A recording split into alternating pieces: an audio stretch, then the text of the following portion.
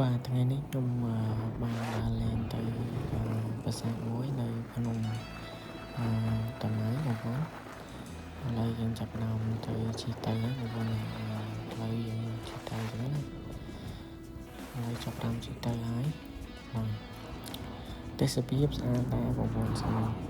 យើងទៅប្រហែលជាម៉ោង1ម៉ោង2ចឹងណាភ្នំមានអីចឹងស្អាតមែនទែននេះផ្លូវទៅប្រាសាទខាងក្រោមនេះយើងទៅផ្លូវ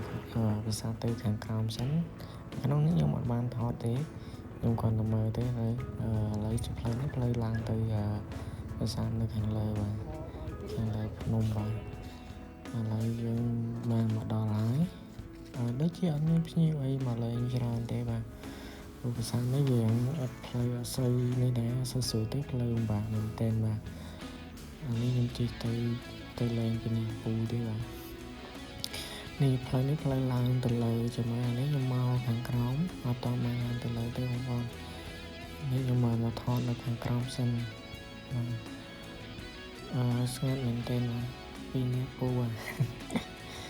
ផ្លូវនោះផ្លូវឡើងទៅលើប៉ុន្តែខ្ញុំអត់បានឡើងទៅទេបាទ